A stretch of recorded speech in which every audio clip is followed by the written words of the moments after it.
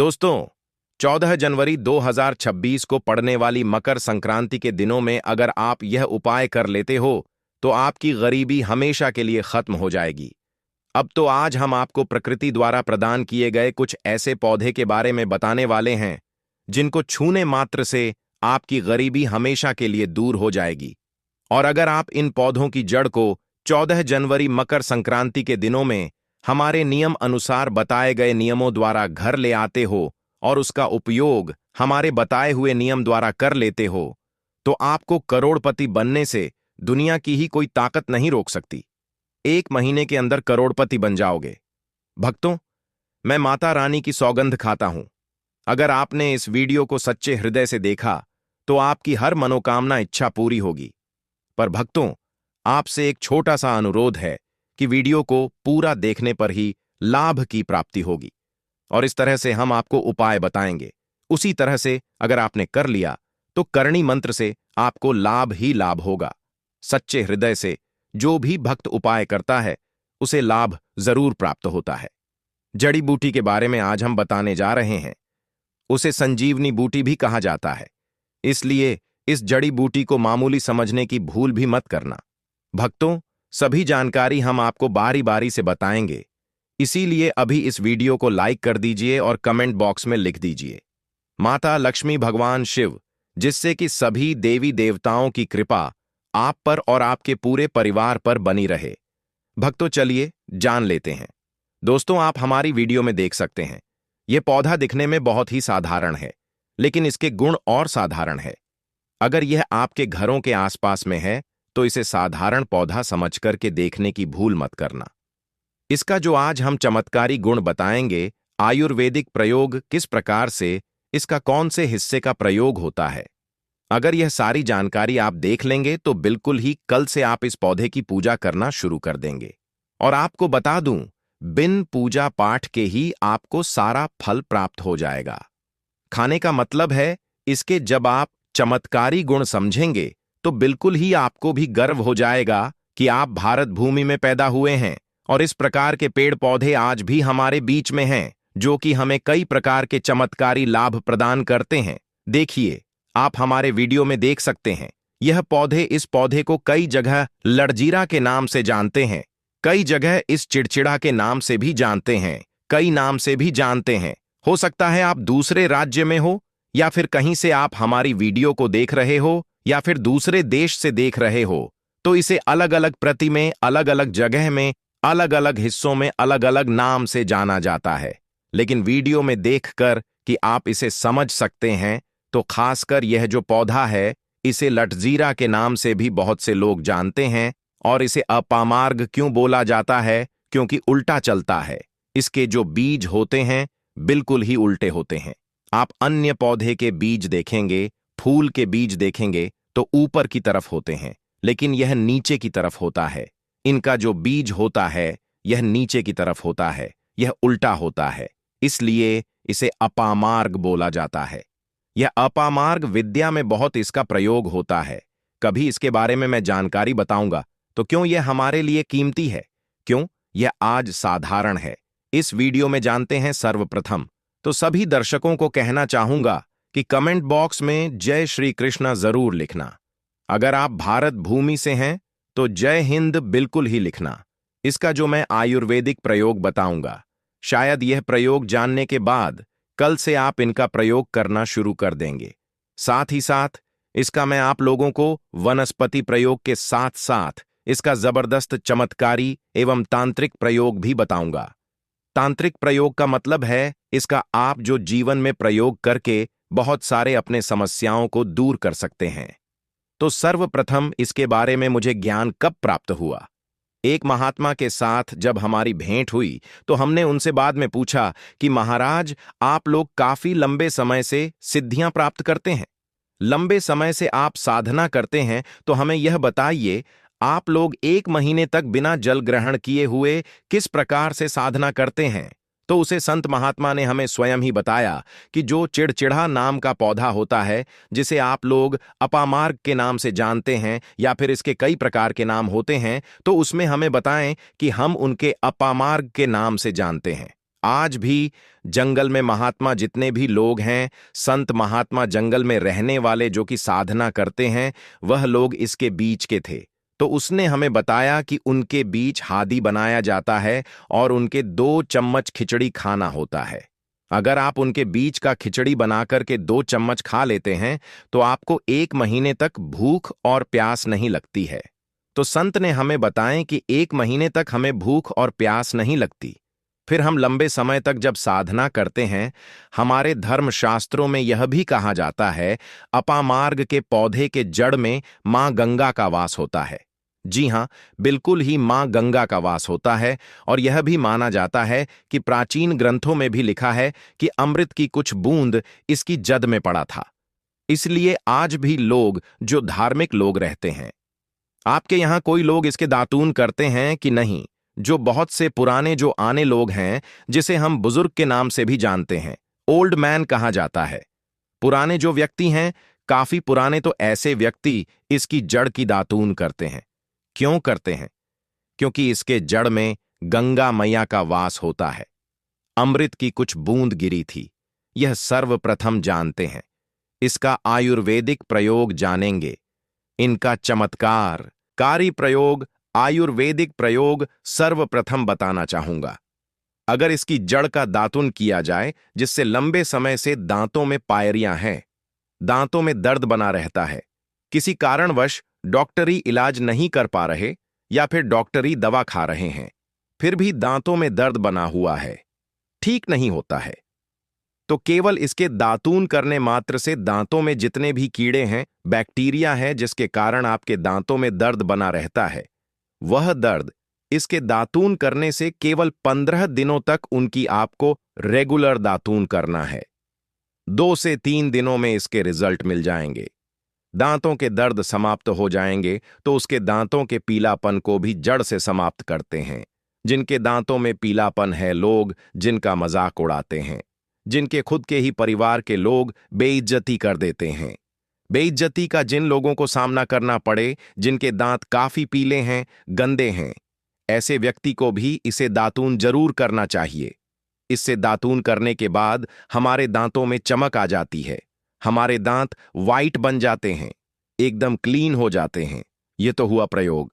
अब जानते हैं, वास्तुशास्त्र ज्योतिष चैनल आपको कभी गलत जानकारी नहीं देगा। किस प्रकार से यह प्रयोग हमने कई लोगों को हम खुद कर चुके हैं, इसलिए हम प्रमाणित प्रयोग बता रहे हैं। तो जिनके प्रसव होने में विलंब हो रही है, बहुत सारी ऐसी माताएं बहनें होती हैं ग्रामीण इलाकों में, शहरी इलाकों में, जिन्हें प्रसव के समय में काफी पीड़ा होती है। जो लोग चाहते हैं डॉक्टर के जरिए से चीड़ फाड़ ना हो, क्योंकि चीड़ फाड़ के चक्कर में काफी होती है, बाद में आगे चल करके अपने जैसे टांके लग पाए, किट फाड़ कर करके बच्चा बाहर निकल पाया, तो उससे काफी हमें बाद में दिक्कतों का सामना करना पड़ता है। आप चाहते हैं कि आपका जो डिलीवरी सुविधा पूर्वक हो जाए, अर्थात आपके प्रसव हो जाए। किसी भी प्रकार की जो जड़ होती है, इससे आपको सर्वप्रथम 2-4 आपको चावल के दाने ले लेना है, और इसकी जड़ है, इसमें आपको डालना है थोड़ा सा। इसकी जड़ में आपको अपनी का और जड़ को ले जाते समय आपको प्रार्थना करना है कि हे महाराज, मैं आपको इस कार्य के लिए ले जा रहा हूं कि मैं किसी महिला के लिए गर्भ से जो बच्चे हों तत्काल बाहर निकल, इसलिए मैं आपको ले जा, इस प्रकार से प्रार्थना करना है। और इसे लाल कलर के कपड़े में बांध कर के जो प्रसूता स्त्री है, जिसके कहा जाए बच्चे गर्भ से बाहर नहीं, उन्हें पहना देना है। बिल्कुल ही उनके 10 से 15 मिनट के भीतर में जैसे ही इन्हें पहनाएंगे, इसे लाल कलर के कपड़े में बांध करके पहनना होता है। तत्काल गर्भनाल से बाहर आ जाएंगे, बच्चे बाहर आ जाते हैं। इसके बाद तत्काल इसकी जड़ को निकाल देना होता है, कमर में बंधी तत्काल निकाल देना है, अन्यथा यह क्या करता है, गर्भनाल को भी बाहर निकल सकता है। तो यह प्रसव में जो विलंब होती है, जिनके बच्चे गर्भ से बाहर नहीं आते हैं, इसमें संध्या नहीं।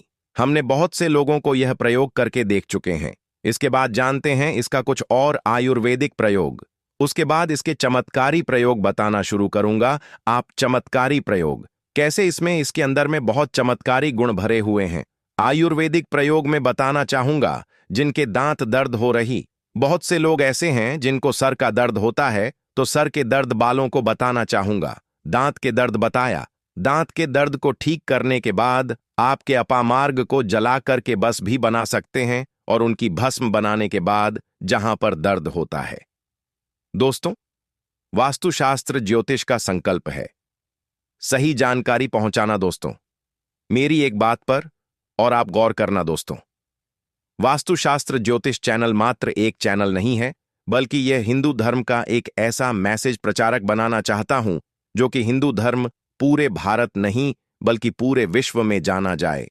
तो दोस्तों, इसीलिए इस चैनल को सब्सक्राइब आपको जरूर करना है और अपने मित्रों के साथ यह वीडियो को शेयर करना है, जिससे कि मैं हिंदू धर्म को बहुत आगे तक ले जा सकूं। तो मुझे बस आप लोगों का सहयोग चाहिए, और आप अगर यह उपाय कर लेती हो तो यकीनन आप पर मां लक्ष्मी और आपको अमीर बनने से कोई नहीं रोक सकता। बस आप इन पेड़ों की जड़ में से किसी भी एक जड़ को ले आना। अगर आपको फायदा ना मिले तो आप मेरे चैनल को चाहे भला एंड सब्सक्राइब भी कर सकते हो, पर दोस्तों, ये उपाय जिस तरह से मैंने बताया गया है उसी तरह से ही उसे उपाय को बस एक बार कर लेना। वहां पर इसकी भस्म को लगाइए। बिल्कुल, ये दर्द को ठीक करता है, क्योंकि इसके अंदर में ऐसी चमत्कारी शक्तियां पाई जाती हैं जो कि किसी भी प्रकार का सिर दर्द हो, डिप्रेशन के कारण आ रहा हो, अनिद्रा के कारण आ रहा हो, या फिर पागलपन के कारण, बहुत सारे ऐसे कारण होते हैं, या फिर गर्मी के कारण आ रहा होल गने के कारण किसी भी प्रकार का सिर दर्द हो, उसमें रामबाण की तरह ही यह काम करता है। इसलिए मैं आप लोगों को इसका चमत्कारी प्रयोग बताऊंगा। पहले प्रयोग है जो लोग चाहते हैं कि उनके कार्य भर में उन्हें तरक्की मिले, जैसे कि जो लोग व्यापार वर्ग से जुड़े हुए हैं, जो लोग चाहते हैं जिनका धंधा पानी अच्छे से चले, जिनकी दुकान अच्छी चले, तो ऐसा व्यक्ति क्या कर सकते हैं, इसकी जड़ को रवि पुष्य नक्षत्र में लाना होता है, गुरु पुष्प नक्षत्र में लाना होता है, या फिर कोई शुभ दिन हो, जैसे दीपावली है, होली है, या फिर बहुत सारे शुभ दिन आते हैं। कृतिका नक्षत्र में भी आप इसकी जड़ को ला सकते हैं।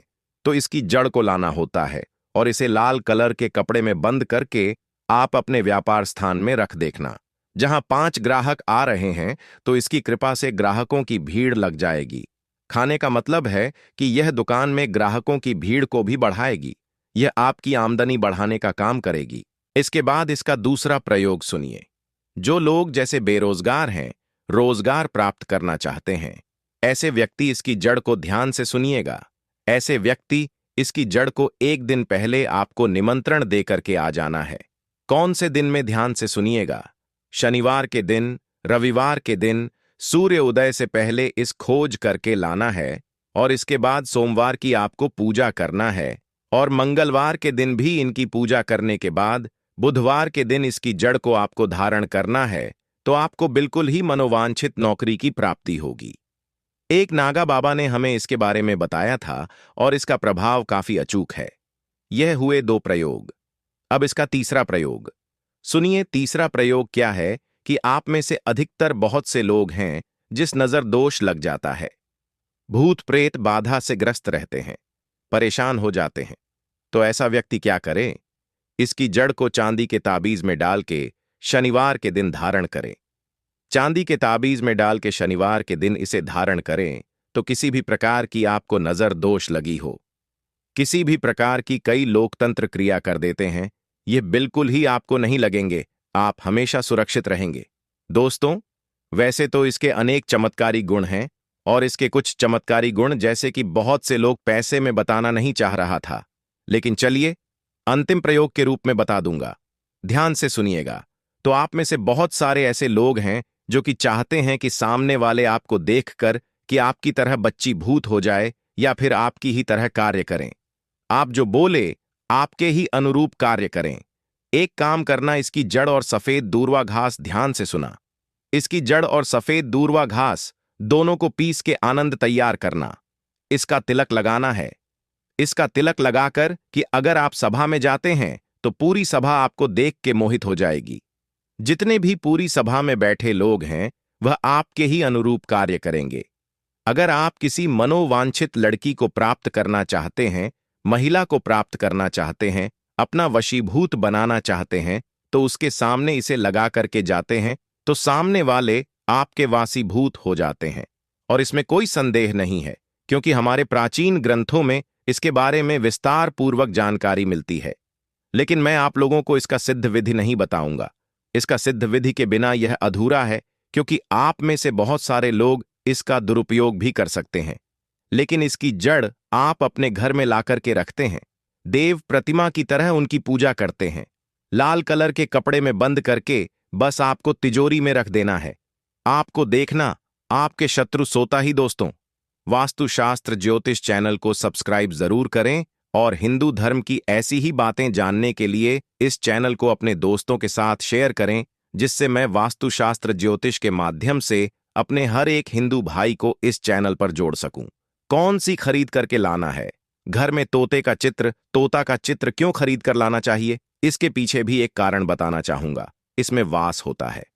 ऐसा माना जाता है आपके घर में अगर छोटे बच्चे हैं, या फिर अगर आप यूपीएस एसएससी की तैयारी करते हैं, कोई अच्छी जॉब के लिए तैयारी करते हैं और आपका पढ़ने में मन नहीं लगता है, या फिर आपको नींद आने लग जाती है, या फिर बीच बीच में कोई परेशानी आ जाती है, या फिर आपके घर में जो छोटे छोटे बच्चे हैं जिनका पढ़ाई में मन नहीं लगता है, तो तोते का चित्र लाइए और घर की उत्तर दिशा में आप तोते की तस्वीर को बिल्कुल ही वहां पर लगा दीजिए।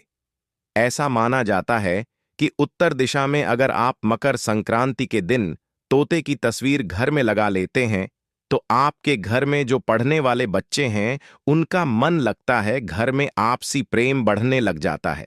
सभी लोगों की जो आयु होती है वह लंबी हो जाती है, सौभाग्य की प्राप्ति होती है, और तोते को दरिद्रता का नाश कहा जाता है।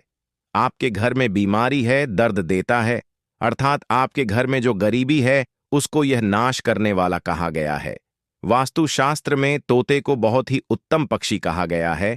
जिस स्थान पर तोता का चित्र रखा जाता है उस स्थान पर कभी भी दरिद्रता का वास नहीं होता है। तोते की तस्वीर जरूर लाइए। दोस्तों, आपसे एक बात और कहना चाहूंगा कि आप अपनी राशि को हमारे कमेंट बॉक्स में जरूर शेयर करें हमारे साथ, क्योंकि हम आपकी राशि से जुड़े कुछ ऐसे उपाय भी बताते हैं जिनसे आपको धन की प्राप्ति हो और कुछ विशेष रूप से आप पर कृपा हो। या फिर आप यह समझ सकते हैं कि आपको हम कुछ ऐसे उपाय भी बताते हैं एवं तांत्रिक उपाय भी बताते हैं जिनसे आपको लाभ की प्राप्ति हो, और आपको कोई भी समस्या हो तो भी आप हमारे कमेंट बॉक्स में हमें बता सकते हैं। सच्चे हृदय से कमेंट बॉक्स में लिखना ना भूलें। जय मां लक्ष्मी। ध्यान से सुनना। हिंदू धर्म में शंख को बहुत ही पवित्र माना जाता है। अब ऐसा क्यों माना जाता है? क्योंकि समुद्र मंथन के दौरान शंख की उत्पत्ति हुई थी और 14 रत्न में से शंख की भी गणना होती है। शंख भगवान विष्णु जी ने स्वयं धारण किया हुआ है, और ऐसा माना जाता है कि जो शंख है इसमें माता लक्ष्मी का वास होता है। जिस घर में शंख होता है, जिस घर में शंख को बजाया जाता है, उस घर का वातावरण पवित्र हो जाता है। वहां पर रहने वाली जितनी भी नकारात्मक शक्ति होती है उन सब का नाश हो जाता है। शंख नकारात्मक शक्ति को उल्टा सकारात्मक में बदल देता है। इसमें आपका फायदा ही फायदा होता है। नए साल पर अगर आप शंख अपने घर में लाते हैं तो भगवान विष्णु के साथ साथ माता लक्ष्मी भी दौड़ी दौड़ी चली आती है, और खास तौर पर मकर संक्रांति के पहले ही दिन शंख अवश्य बजे। इससे आपका नया साल जिंदगी भर कभी खराब नहीं होगा। तो साल 2026 तो वह नमक साधारण नहीं होता है। और यह भी ध्यान रखिएगा कि आप गलती से कहीं साधारण नमक मत मिला देना। उसमें थोड़ा सा सेंधा नमक मिलाना और थोड़ा सा काला नमक मिलाना। देखिए, ये सब किसी थाली में सजाकर नहीं, बल्कि सीधे हाथ में लेकर गाय को खिलाना। अगर आप अपनी हथेली में रखकर गाय को खिलाओगे और गाय ने अपनी जीभ से तुम्हारी हथेली को स्पर्श कर लिया, आपकी बात करने तुम्हारी बनानी नहीं, तलवार में हथेली करना, तो समझ जाना कि साक्षात माता ने तुम्हारे सारे कष्टों को अपने अंदर समाहित कर लिया है। क्योंकि देखिए, आपको मैं बता देता हूं कि यह सब चीजें अगर आप थाली में रखकर गौ माता को अर्पित करेंगे तो उतना जल्दी असर नहीं होगा। सीधे हाथ में लेकर गाय को खिलाना है। उसके बाद ध्यान रहे, यह उपाय आप कर लें तो किसी को बताना नहीं है, ना किसी को दिखाना है। और सबसे जरूरी बात, खिलाते समय कोई इच्छा नहीं बोलनी है। बिल्कुल खाली मन रखना है, शांत मन रखना है। मन में किसी के प्रति ना तो नकारात्मक भाव उत्पन्न हो, न किसी के प्रति हम गलत सोचें, न किसी के प्रति अच्छा सोचें। खाली मन रखना है। कोई भी आपको अपनी इच्छाएं नहीं भूलनी है। जी हां, बस मन में यह भावना रखना है कि जो होगा सही होगा और जो आप माता मेरे लिए करेगी उसी में मेरी खुशी होगी। इतना बोलना है और बता देता हूं कि अगर इसे गाय थोड़ा सा भी खा लेती है, अर्पित कर लेती है, तो समझ लीजिएगा कि संकेत मिल गया है। इसके बाद पूरे साल एक नियम अपने आप लग जाता है। आप अन्न का अपमान नहीं करेंगे। इस उपाय को करने के बाद 3 से 4 नियम है जो मैं बता रहा हूं। अन्न का अपमान नहीं करेंगे, क्योंकि अन्न किससे संबंध रखता है?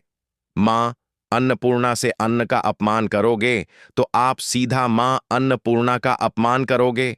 दूसरी चीज है दोस्तों कि खाने को व्यर्थ